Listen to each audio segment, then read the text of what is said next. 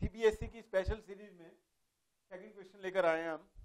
देखो बच्चों, ये ए मैट्रिक्स दे रखा है, वो कहता है सबसे पहले इसका ए इनवर्स निकालो और उसके बाद इन इक्वेशन को सॉल्व करो। अब यदि हमें इस क्वेश्चन को सॉल्व करना हो तो बच्चों इस क्वेश्चन को टाइम डबल लगेगा, क्योंकि पहले इधर भी इनवर्स निकालना पड़ेगा, फिर इधर जो कोफिशिएंट वाला मैट्रिक्स बनेगा उसका भी इनवर्स निकालना पड़ेगा। लेकिन यहाँ पर देखो थोड़ी सी बात बच्चों, कि ये 3 2 -3 4 -2 4 3 -1 1 ये इसके साथ कहीं मैच नहीं कर रहे। लेकिन इसका मतलब ये है कि ये जो मैट्रिक्स है इसके जो है देखो 3 2 -3 इसका ट्रांसपोज जो है इसके साथ वो कर रहा है। तो आपने सबसे पहले जो एग्जामिनर कह रहा है आपने इसका इनवर्स निकालना, और इनवर्स निकालने के बाद जब आपको इसका इनवर्स निकालना होगा तब आपने इनवर्स निकालना नहीं है, क्योंकि ऑलरेडी आप वो इनवर्स निकाल चुके हो। तो जो इनवर्स आपने ऊपर वाला मैट्रिक्स का निकाला है उसका आप क्या कर दोगे, ट्रांसपोज कर दोगे, तो वो इसका इनवर्स अपने आप आ जाएगा। हाँ, इधर देखो बच्चों, बात को समझो। सबसे पहले इसका आप लोगों इनवर्स निकालो, ठीक है, ओके। इसका इनवर्स सपोज हमारे पास निकाल लेते हैं फटाफट। डिटरमिनेंट ए इक्वल टू सबसे पहले हमने निकाला 3 -2 4 -1 -1 -4 2 -3 -1 -1 प्लस 3 2 -3 -2 4, ये हमारे पास आया 44 आ जाएगा। कितना आ जाएगा बच्चों? 44, ठीक है। उसके बाद आप लोगों को यहाँ पर हम शॉर्टकट से तरीका बताते हैं कि ए इनवर्स कैसे निकालते हैं, लेकिन आपने अपने तरीके से ही निकालना है। इधर देखो बच्चों, आज राज की बात बताते हैं आपको, ठीक है। आपने निकालना है तो ये तो ऑलरेडी यहाँ पे निकाला होता है, तो 2 + 4 कितना आया? 6।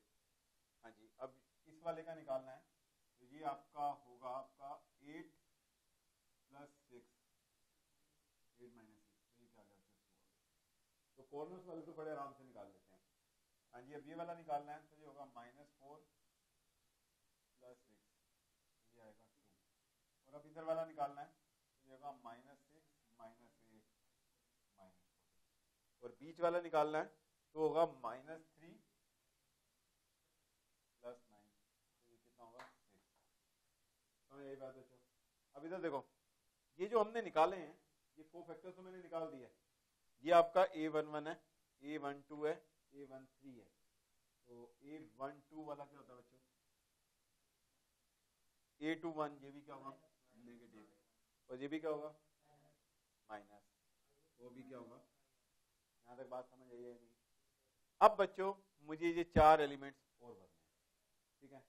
तो A12 ये अभी हमने यहाँ पे ऑलरेडी निकाला हुआ है, -2 और -3 -5, ये आ गया बच्चों। क्लियर हो ना? ठीक है। यहाँ पर ये निकालना है, इसको इस तरह देखते हैं, -4 -12, ये कितना आ गया बच्चों? -16, कितना आ जाएगा? +16। और यहाँ पर कौन सा आएगा? ये वाला A23, ये गया, ये गया, 12 + 12 24 -24, और ये आ गया बच्चों, कहाँ आएगा बच्चों? 24 इधर आएगा। हाँ जी, और इधर आएगा बच्चों, ये गया, ये गया, -3 -6 -9 +9। ये बच्चों ए इनवर्स आ गया, और इसको डिवाइड कर देंगे 1/54। बच्चों इसको रिकॉर्ड कर लो आप। अब बच्चों इस क्वेश्चन को सॉल्व करना है। अब देखो कैसे करना है। 3 4 3 2 -2 -1 -3 4 -1, और इधर आपका क्या है बच्चों? x y z, और ये आपका आएगा 2 6 1। अब इसे आपने बड़ा प्री प्लान करके चलना है। अब इसको यहाँ पर कैपिटल ए नहीं मानना, क्योंकि ए तो नाम इस क्वेश्चन में ऑलरेडी किसी और मैट्रिक्स को दिया जा चुका है। अब आपने इसको डी मान लेना, और ये क्या बच्चों? x, और ये b लेना। अब इधर देखो, बात को बहुत अच्छी तरह समझना। b को बच्चों जो है वो किसके इक्वल था? ए ट्रांसपोज के इक्वल था, है ए ट्रांसपोज के इक्वल या नहीं?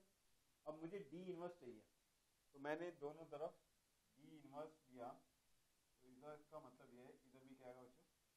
इनवर्स, ठीक है। और ए इनवर्स ऑलरेडी हमने निकाला हुआ है, तो उसका क्या कर देना? सिर्फ ट्रांसपोज कर देना। तो अब इधर देखो बच्चों, यहाँ पर किससे प्री मल्टीप्लाई करेंगे? डी से, ये आ गया D inverse B. x equal to क्या आ गया d इनवर्स b। अब d इनवर्स जो है आपका क्या होगा 1/44 का तो ट्रांसपोज होता नहीं है, ये होगा 6 16 2 5 6 9 2 माइनस 24 माइनस 14, ये क्या आएगा 2 6 और 1। यहाँ तक बात समझ आई या नहीं? अब इसको मल्टीप्लाई करेंगे x y z, ये आपका आ जाएगा बच्चों 6 टू द 12 5 30 और प्लस 2 और सबके नीचे 44 आएगा, ठीक है। नेक्स्ट आएगा 16 टू द 32 और ये कितना आ गया बच्चों 36 माइनस 24 बाई 44। नेक्स्ट आएगा 4 प्लस 9 64 माइनस 14। हाँ जी, तो ये सारे बच्चों 44 में 44 आ रहे हैं, तो एक्स वाई जेड आपका क्या आ गया 1, वाई भी 1। इस तरह इस क्वेश्चन को, तो ये हमारा सेकंड क्वेश्चन था आपका इस सीरीज के अंदर।